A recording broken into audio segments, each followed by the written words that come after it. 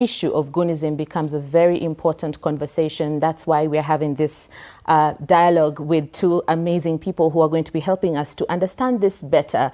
Earlier on, I introduced our political analyst, Dismas, and right now I'd like us to introduce another expert who's joined us, a security expert. Welcome to the studio, Byron Adera. Thank you so much. We are so happy to have you on board because you are an expert who's been trained in security matters, as well as you are a retired officer, aren't you? Yes, I am. That's right. Thank you so much for joining us. This question of Goonism, it seems like it's a new trend, but is it? How old is it? And have we experienced it before in other forms, perhaps? Well, that's a very interesting question, and I'm aligned. I join Dismas here, Brother Dismas, in condemning this Goonism that seems to be runaway crime within the territorial borders of this country, Kenya. The question asked as to whether Goonism is a new concept. It is not. Goonism finds its footing in the pre-independent states, where the colonial masters used goons, for that matter, to extend their acts of oppression, coercion, illegal taxation, as it were, back then. So this came in the shape and form of chiefs, territorial loyalists that were there at that particular point in time as carries to actually extend what the colonial masters saw as, a concept for rulership.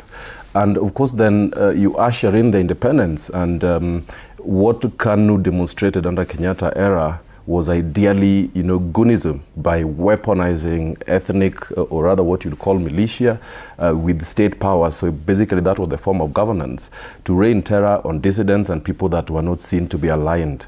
And of course, you'd want to talk about the Moi era, which was associated with the youth wingers, usher in multipartyism, and of course then there was the blowout of the ethnic, weaponization, and which of course the composition of militia, which were basically ethnically composed, to actually extend the concept of Goonism. Look, post-election violence was one of which that was said to have had a rather very large-scale organization, as the Waki report did actually say, that there was that which was said to be organized, and of course which caused extreme destruction. If we all remember post-election violence, some of us participated. I remember part of that time was a lieutenant holding forts in the most affected regions. I was in Eldoret, and some of the things that did happen were actually happening when you were actually in the theater itself. The loss is untold, as Dismas said before I got on set.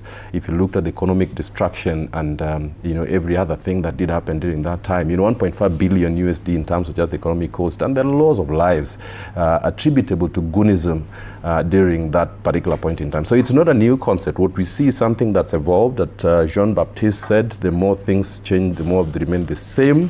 Perhaps the playing ground remained different, but the political capital that is actually the driving force of this, which of course then if you look at the political and the social ecosystem that exists in this country today as the baseline for Goonism, is something that leaves a lot to be desired, and something that of course then what we have to say, because I'm aligned, has got to be condemned in the strongest terms possible. And from your experience and the training that you've received, when you look at what is happening on the ground, the gangs and the road blockages and the attacks on the churches, what do you see? Is this the coordinated disruptions? What are you seeing as an expert? Well, as I said, we've attached too much premium to politics. I mean, the two bedmates right about now, which is the political and the social structures within the society that we live in today, is what is actually the driving force behind this. So we attach too much premium that, you have to win at all costs. And so there's the growing fodder. In a sense, you have over 60% of unemployed and employed youths, because who are goons, if you go to define who goons are?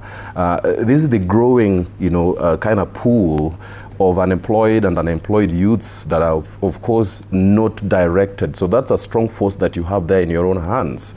And if you looked at what then the way we are structured as a society, and of course then we attach too much premium to politics, and of course everything goes. We have runaway corruption, so then you turn around and you look at someone who is more than willing to take a shilling to actually just scrap his life by. So it's a game of survival as well. So if you see the political investment side by side with youth that are looking at this space as crime pays and is a viable, employment, then you have the presence of goons serving, and acting as political patronage. But that said, the gravest danger which you now see with the degradation and the corrosion you see in the society today means that no holds are barred. I mean, if you now see people going to church like that, then respect to life doesn't matter anymore. Respect to institutions such as religious institutions, which institutions that really did command that level of respect, then it means that we have fallen to a very new low. That in itself is a grave danger, to not just, if you looked at them as isolated incidences, which they are not. If you look at them from the national security perspective, yes, we are staring in the face of grave dangers to the country. You've mentioned the